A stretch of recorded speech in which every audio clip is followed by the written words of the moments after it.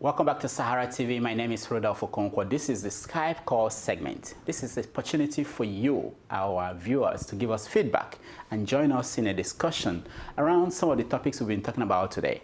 Today, we are going to discuss three major topics. The first one is the situation within the PDP in Nigeria as it concerns the Governors Forum election for the chairmanship and the 2015 election coming up. We're also going to talk about the big explosive stories, which I think most people outside the United States are yet to appreciate how big it is. That is the idea that the National Security Agency here in America, they are compiling data information from all over the world on activities online by anybody, virtually everybody. So we asked you on our Facebook and Twitter accounts, are you going to change your online activities, lifestyle, knowing that everything you do online is being stored and can easily be recorded and looked at by government agencies, at least here in America. The other thing we may talk about, if we have the time, is this continuing scandal around the person of the governor of the Central Bank of Nigeria, Sanusi Lamido. It's a situation where this story that he hired and is having a kind of relationship with a woman who works for the Central Bank government, Central Bank of Nigeria. Our issue is not about relationship. Our issue is it time for Nigerians to reform the workplace in such a way that the relationship between the boss and the subordinates are guided by law? Those are the topics we are going to talk about. We have online Mase King, who is in Nigeria. We have Ferdinand, who is in the UK, and Amzat, who is in Malaysia. They will start us off, and then more of you I know will be joining us. So let me go to Amzat in Malaysia. Amzat, welcome to Sahara TV. Thank you so much. So let's start with the situation within the PDP. That is the ruling party in Nigeria, and anything that happens there has an impact on the rest of the country. So they've been having internal problems and suspension of governors. What do you think is going on, and what does that mean for the rest of the country? Thank you very much. Once again, as you earlier said, that the PDP has claimed to be, they have been the leading ruling party in Africa, not only in Africa, let me say in West Africa. And they have been having issues concerning the instability of their political parties. It is a welcome idea to happen in a democratic setup like that, because this actually gives the opposition some chance to penetrate if needs be, and it will broaden their chances, the PDP, to make them more stronger. But in any case, if you have to look at the situation of things in Nigeria, I think PDP, they have made themselves such a liability that we cannot afford to take in Nigeria. They have committed so many crimes in Nigeria, whereby they have contributed nothing, absolutely nothing, to the whole of Nigeria. They believe whatever happened in PDP, their belief is that PDP is so much important than the Nigerians. The affairs of PDP is more crucial to the PDP members than whatever happens to people in Nigeria. Look at what happened at the NGF. If the governors of equal ranks, 35 governors of equal rank, who arrange the election within themselves and they could not ascertain the winner of the election, I have a very big doubt of election that is going to come up in 2015. Because if the president of our country at this moment cannot, it is very funny when the president keeps silent about everything. I can give you more than enough records where he keeps silent, of which the interest of his mind is known to everybody. Look at when Alamisia was moved as a governor of the Bayelsa then. The then vice governor, which is Goodluck Ebele Jonathan, he never broke a silence about his aspiration of become the next governor. He was happy inside. It was believed to be, Ima will be happy that they have moved my boss and I have to be the governor. But he never broke his silence. Look at what happened. Okay. Amzat, I have to stop you there. We are going to come back to you. Let me hear from Mase King in Nigeria. Hi, welcome to Sahara TV. Thank you. Good evening. Yeah. So what is happening there? I mean, how are people on the ground there in Nigeria taking this crisis within the PDP? Yes. I always say something. PDP does not recognize Nigeria as a country. They see Nigeria as a business venture. And every player in the government, in PDP government, most especially what they do is they just go into their caucus, take a decision, come back and tell the 160 million and say this is what we are going to do. They see their own constitution that it has superseded the national constitution.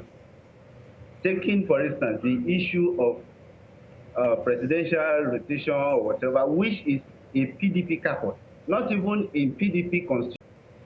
Unless we have a party that can come up one day and stand in the front of 160 million Nigerians and give them an assurance of making life better for the populace and win presidential election, then we can be talking about better Nigeria.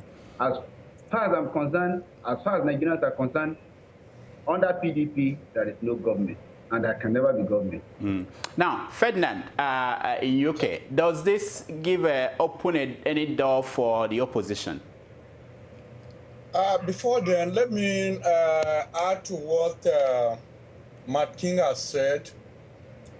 Anything that happens to PDP and either it implodes or explodes, anything is welcome. Anything that happens to PDP that destroys it is a blessing to Nigeria. I think this gives the opposition the opportunity to sell their manifestos, to convince Nigerians that they can do better. So it's an opportunity for the opposition. It's like the way the PDP is behaving is like that man who has conserved everything possible, who has conserved his white bush for hunting expedition, goes about making enemies. You don't know the next person, your enemy, that will set it alight. So what is happening to PDP? They are creating enemies within themselves, and it shows that there's hope for Nigeria after PDP. Now, hold on. Let me go to Amzad. This is not the first time. I mean, we knew when Obasanjo was there were problems, but they find a way to come together and still declare themselves winners of elections. So do you see any kind of change in what is going on now? As long as we have the PDP-led administration, there can never be change in Nigeria because we are government of caucus, as earlier said by my debaters. Now, the issue is the PDP member, they believe in the unity of the party, that whatever will happen to their party, they rather let it happen to the vast majority of Nigerians. They care nothing less about the people they are meant to govern, but their main focus is how the PDP will not break at all costs, regardless of anything. So I think as strong as they are, if we want to move Nigeria to a greater height, they are very strong to be candid, but they will rather be put at an opposition. If they are at opposition side, I think they have the capability to move whoever is in government to a greater height. So if we, as a youth, as a leader of tomorrow in Nigeria, think this PDP has something to offer, they are a bunch of liars. They can never tell you anything but whatever will pay their party. So in a nutshell, sir, I will always pray in every time I pray that the opposition, because the opposition, I don't really know what they are actually doing. This is the time for them to come to be very stronger, because come next year, the PDP, they will have to improve. They have the money, they have every resources in Nigeria to use. So the people in Nigeria, they easily forget about the pains they've had in the past. So when the PDP comes out and start dashing out money, I think they might get people convinced, and that is actually the concern of myself, because they can never do anything. Even if they are given live hearing as the president, governors, or whatever, they will not do anything. They believe so much in their party and nothing about Nigeria. They said it, that they don't care about what happened to Nigerians, whatever reaction Nigerians said about Amechi suspension. They are doing what they believe is right, either legally or illegal. Now, let me go to masking. They are suspending people, governors, and everybody that has been suspended, they come out and say, oh, I'm not leaving the PDP. Why are they not interested in leaving the PDP? Yes. One thing I wanted to know is that an average PDP member who is not even in government believes that they have the power to control things. You don't expect them to come and tell us they are not leaving PDP because they will not leave. Are you getting me? Yeah, they will not leave. And why they will not leave is this. They believe that come 2015, they will still use their power to win elections. Because a governor that has spent 4 years now, is having the second term. Now, if he has the opportunity, he wants to go to Senate. The one that doesn't want to go to Senate wants to become the president or vice president, want to be in government or whatever. Yes, you know, like one of the co-combatants just said, PDP does not recognize Nigeria. I will continue to say this. They don't recognize Nigeria. It's just a caucus of political moguls. They just sit down in their bedroom, converse within themselves. At the end of the day, they come back to us and tell us this is the decision. Even discussion between two people, they make it as a constitution. Now, hold on there. Hold on. Let me go to Ferdinand. Ferdinand, you are in UK, and the government there changes hand from one party to the other. We had PDP for 14 years now. And do you think, based on your experience watching the British system, do you think that their performance in the last 14 years would have led to a groundswell of opposition or demand for change from Nigerians? And why is that not happening? You see, I was in Nigeria during the 2003 election. I lived in Abuja before I left for UK. All this boasting of PDP that they are the largest political party in Africa, I don't think that is true. What keeps PDP in power is its ability to manipulate the electoral system. In 2003, I visited some states in Nigeria, and you could see that Obasanjo did not win election in many states. In many states, man. But what was the result? He was returned. Take for instance in Benue State. Could you believe that PDP said Obasanjo or Buhari only had 3 votes, less than 3 votes in one local government? The first thing the opposition should do is to make sure that the electoral system is improved. That is where PDP manufactures its votes. PDP 2003 is supposed to be not the majority in the National Assembly. Don't forget, Mantu was a return where everybody knew he lost election. Yeah, you're right. Okay, hold on there. Let me, somebody just joined us. I don't know your name, but I want you to talk and tell us who you are and tell us your own assessment about where the country is going, especially in line with the crisis within the PDP, and what your projection is for 2015. Hello, good afternoon. My name is Rudolf. Oh, okay, your audio is not very good. Are you on speaker? Can you speak up again? Let me hear you. Yeah, my name is Rudolf. I'm coming from London. Okay. Okay, go ahead. You are not still very clear, but let me hear you more. Go ahead. What's the comment? My own comment is the truth of everything that is happening now is Whether we like it or not, the PDP is already in power. You understand? So, Go ahead. Go ahead. no, Yeah, go ahead. the PDP is already in power. And the truth is, the president has already taken over the machinery of the party. So, the truth of everything is that if the election is conducted today in Nigeria, Goodluck Jonathan is going to win second term, whether anybody like it or not. Okay, you are saying that Goodluck Jonathan is going to win if election is conducted today? Yes, if election is being conducted today, in primary election in PDP, who is going to struggle the president with him? He has already taken over the machinery of the party, both at the national level and mostly at the state level. Now, the governors that are not happy with the outcome of the governors, that based on the fact, look at what happened at the governors forum. After Amechi won the election of the governor forum, some people defected and said it was JAM. They supported JAM.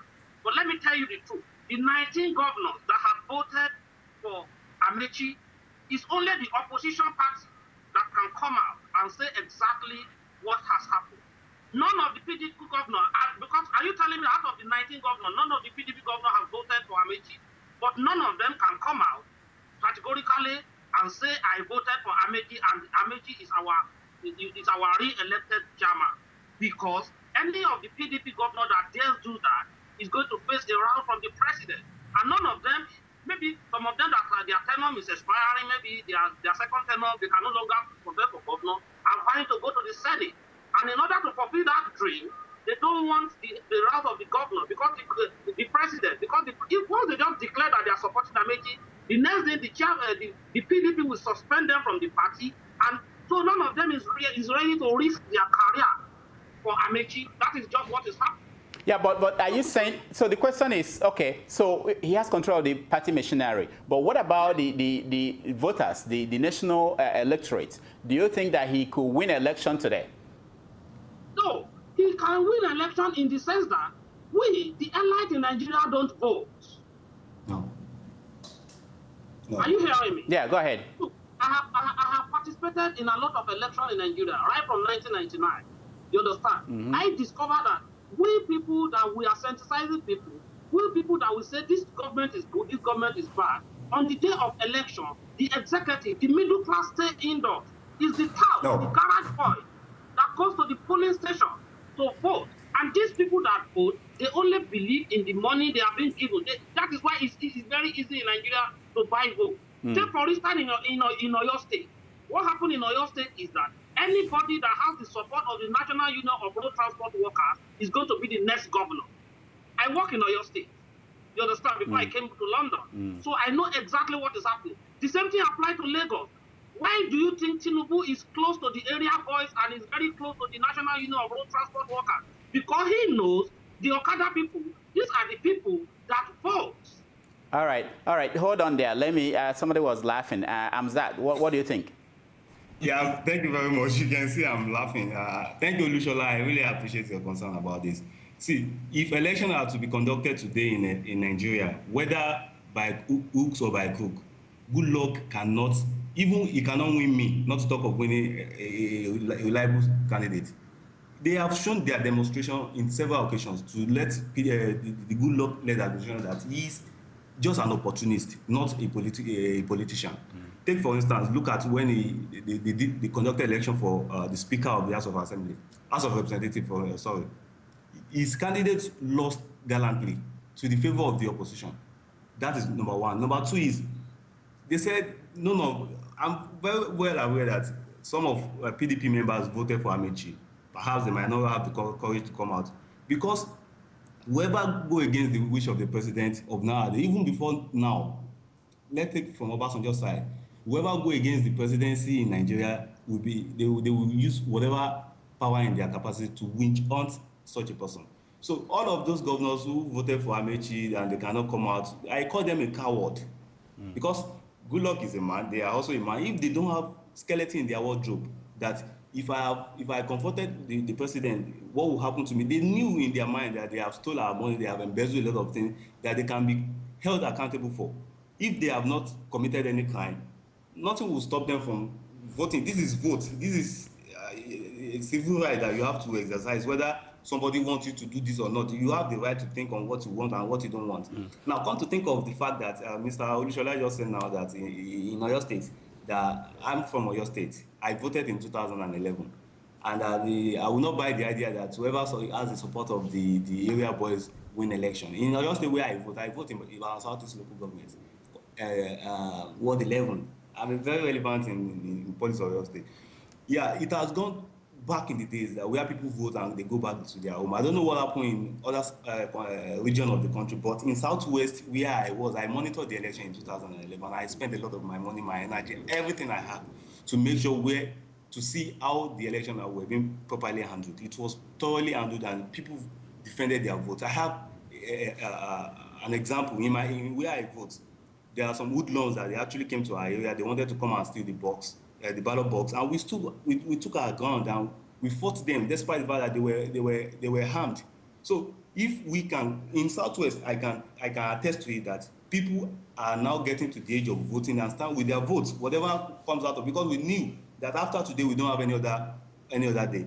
After the votes were being counted, we followed the votes straight to the polling unit, and everything that has been happening at the polling unit, the election result has been posted on Twitter, on Facebook, on everywhere of the world. So it will be very hard for people for good luck, because I think it is good we have good luck as our president today, because his weakness is giving us some kind of opportunity to actually exhibit our rights. All right. We have to stop this discussion here because we want to go to another topic. We will continue this. The election is still far, and we continue to discuss the PDP and what's going on. Now, the next topic we have, and I will briefly ask people to speak in short sentences and make it quick so that we can get to many people. It's about Sanusi, the governor of the central bank. I don't know if most of you are following the story about his relationship with one of the staff in the bank. And the question that we are asking, because they've put in their their reaction to the story, and the question we're asking is not really about the facts of the story. It's about the relationship between the bosses at workplaces and the staff. Okay, I want to talk to somebody in Nigeria first and get his opinion. Maskin, are you there? Yeah. Okay.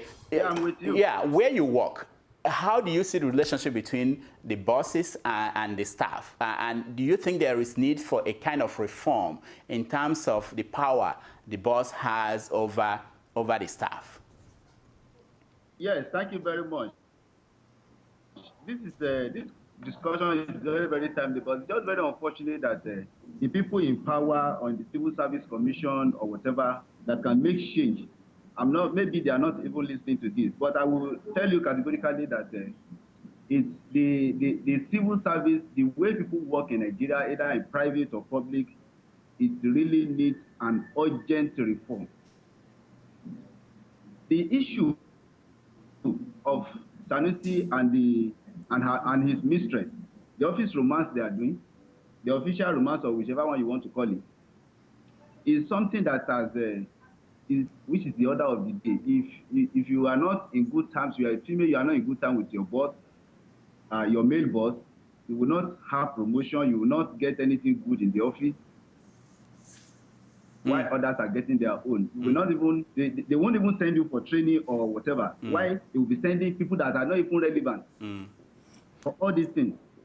And if you are a man, you need to at least be, watering the flower bed of your boss by one way or the other before you can be well recognized.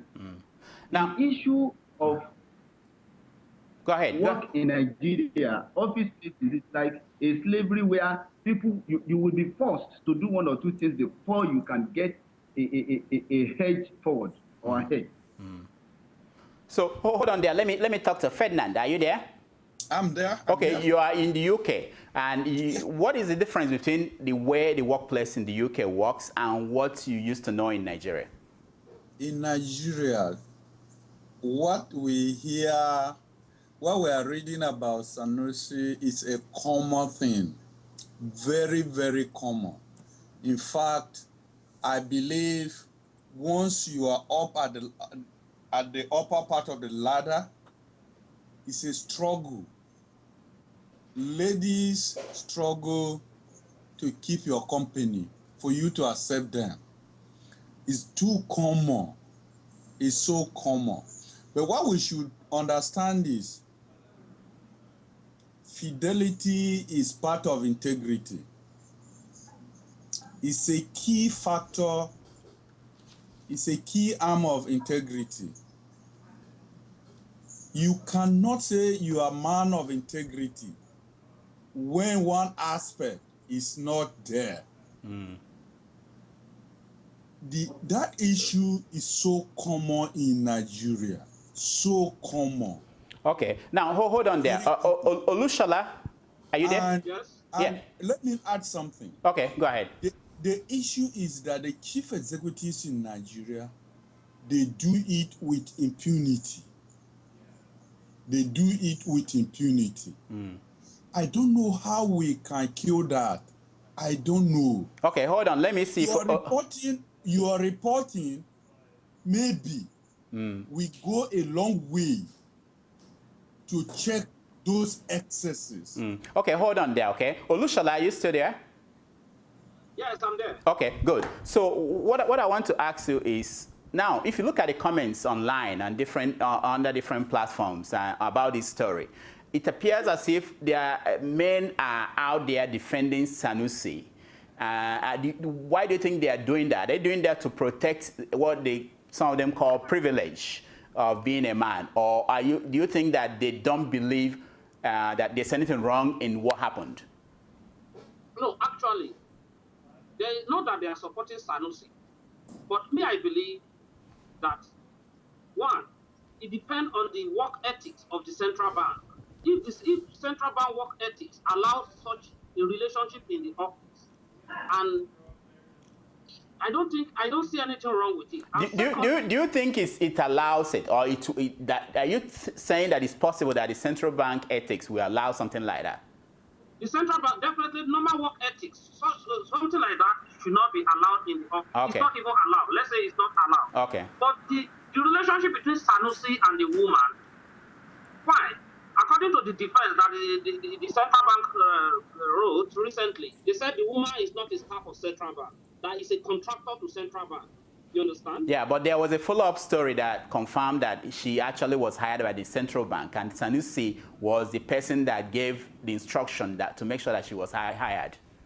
Yes, that story is still subject to verification, actually. Okay. But what I'm trying to say is that since the woman is not complaining, and Sanusi is not complaining, I think it's Sanusi's personal life, and as long as it's not affecting Sanusi's duty and his performance as the central bank governor. But how do you know it's not? Especially when we know there are other people who work there, and if you're in that kind of a work environment where the boss is having a relationship with somebody underneath, don't you think that would disrupt? You are in the UK. Can something like this happen where you are?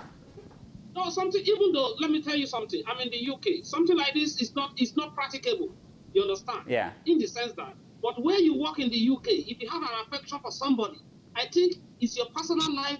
As long as the affection is not being carried out in the office, and maybe outside the office when you are on holiday, you can decide to go to holiday with somebody you have affection for. It's my personal life. Everybody has a personal life outside the office life. So I don't think why people will be monitoring Sanusi's personal life when he's not in the office. He has never romanced the woman in the office. He has not kissed her in the office. And there was no issue of corruption. Maybe they used the central bank money to lodge in the hotel. They said they went to Lagos. Sanusi received salary. Okay, hold on. Somebody, go ahead. Yeah, I want Olushola to know that we are talking about the central bank governor of the central bank of Nigerian governor here. Let me tell you something. You are a man.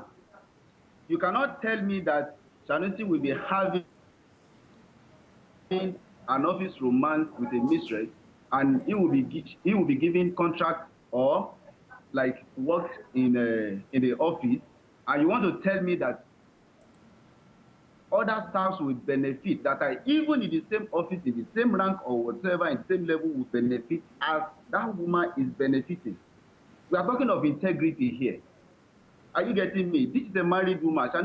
This is a married man. Okay, let me hear from Olushola. No, Yes? no. I think I have my. I'm coming to you. Olushola, can you respond to him? Yes, I want to respond to him. You understand? What you have said now is that the woman is not a contractor. It's a staff. It's a staff. Yeah. The woman is not a contractor. It's a, She doesn't it's a apply staff. for any contract from Central Bank. Fine, the woman is a married woman. Sanusi is a married man, which is a which we know that it is not moral. So me, I believe that if this issue continue, the best thing, the government has a process of investigating. They have ethics committee. Even the Senate has ethics committee. You understand? Sanusi should be investigated through the proper channel. And if one wants it, he should be punished according to the law. At least there's a disciplinary action for this kind of offense, even in the civil service rule. All right. Hold on. Let's go to Amzat. Amzat, what do you think? Yeah, it is quite unfortunate if this story turns out to be the real thing. Because first and foremost, we have to understand the fact that the Sanusi Lamido we are talking about is a very, very, very articulate speaker. If it were to be something else about attacking people, it would be the vast, as in he knows how to attack people and he knows how to, defend himself. So at this stage, at this juncture, I think it is immoral for Sanusi not to have came up to the media and explained the situation of things. But in the absence of that, we assume whatever we have had in the news is genuine, and there are etiquette in any work scenario like this. And if Sanusi is truly involved in this kind of scandal, I think I am very ashamed, because he's someone I look up to as a mentor. And he is the kind of person that, he brags as if he follows the rule of law, he plays according to books. And, Mr. Olushola is, I love your stand about it. We cannot, all of us cannot just go into one place and, it's good we have people like you. But the situation of the thing is that when you are in a high-ranking officer, there's one etiquette, there's one aspect of etiquette that say you should not get too personal. When you are oversharing, and this kind of thing will make you vulnerable to anything, because you hold a critical position in Nigeria. We are talking about CBN. You have to be very upright. He is a married man for crying out loud. The woman we are talking about, she is also a married woman. So, in a nutshell, we do not need to beat around the bush. This is not ethical, and Sanusi should be ideally punished, because he is the man who sent a lot of people to jail for misappropriation. Now, Olushola, let me ask you this. There's a demarcation. I don't know about UK, but here in America, there's a demarcation between you having a relationship with somebody you work with. That's different compared to you as a boss having a relationship with somebody who is a subordinate. That is not allowed here. So I want to make that clear. Excuse me. I'm a civil servant back home in Nigeria. You understand? Yeah. Even in Nigeria, it is not, according to the civil service rule, it is not allowed. But this thing about Sanusi has not even been verified.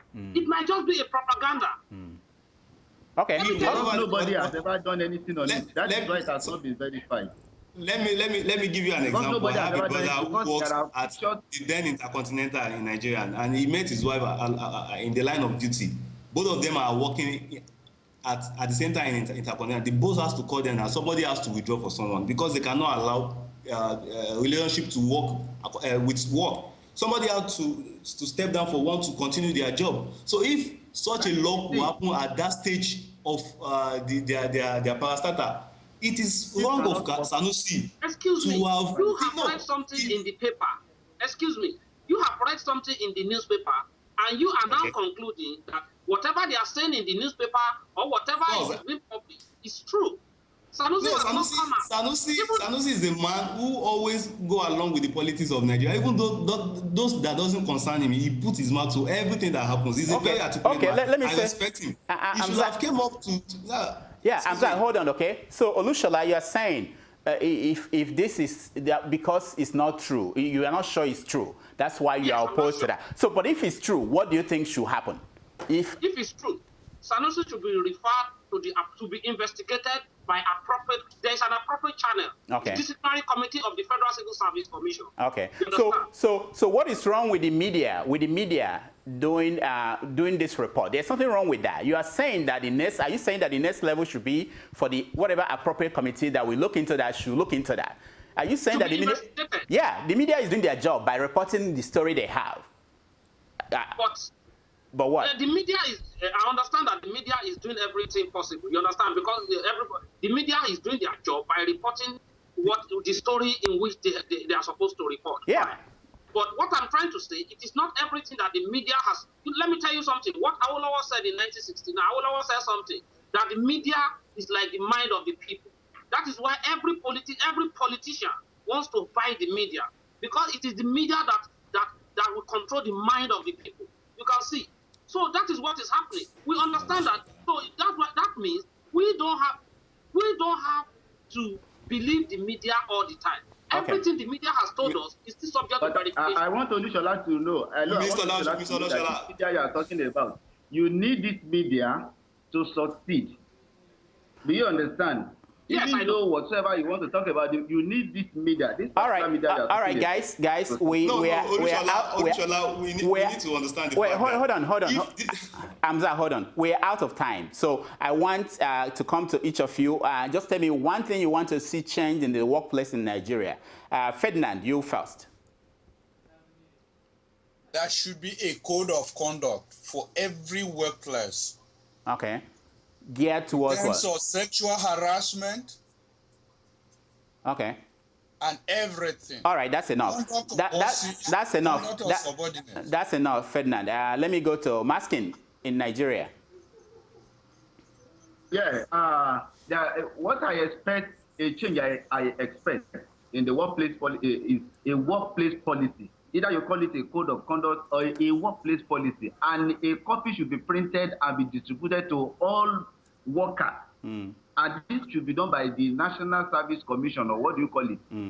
Both at the state level, at the local government level, even at the private level. Every staff, everybody should have this particular, whatever you want to call it, either a code of conduct for workplace policy, and everybody should have it. All right. Olushola, one thing that should be changed in the workplace in Nigeria. Okay, well, the only thing I will say to be changed in the workplace in Nigeria, maybe one is the communication system of the workplace should be changed, in the sense that what I really mean is that, for example, in the Nigerian civil service today, a level 8 officer cannot just walk up to a level 10 officer or a level 12 officer and let him complain. It has to pass through maybe one of his immediate subordinate, So there is some bureaucracy and administrative bottleneck. So sometimes there are some grievances, or there are some things that is happening at the bottom that is very difficult for you to even walk up to your boss directly and just say it, which is not so here. If I have, where I work here, if I have any issue, I can decide to walk to the CEO and tell the CEO my opinion. But in Nigeria, it's not like that. You have to pass through some stages, which at the end of the day, it doesn't make any. That is why the civil service is not working. All right. Olushola, hold on there. That's enough. Amzat, final word. What do you think you should be changed in Nigeria workplace? Yeah, number one, there should be code of conduct, as earlier said by Ferdinand, and the only thing that can make this worker to perform to their best is when there are job securities. Job security in the sense that if they commit any crime and they know there will be rule of law that will be applied to them, what they will lose, let the government realize that, let the workers realize that what they will lose in losing their job is more than what they will gain in cheating the government. And to do that, you have to apply the rule of law and code of ethics, as Ellie said. All right. Thank you guys so much. I want to thank Olushola, Masking, Ferdinand, Amzat for joining us today. I enjoyed the conversation. Now, this discussion will continue when we come back next week. And then we're going to continue. Remember, we are going to show you Dr. Damages and keeping it real. But stay tuned for more of our programs today. All right. Thank you so much.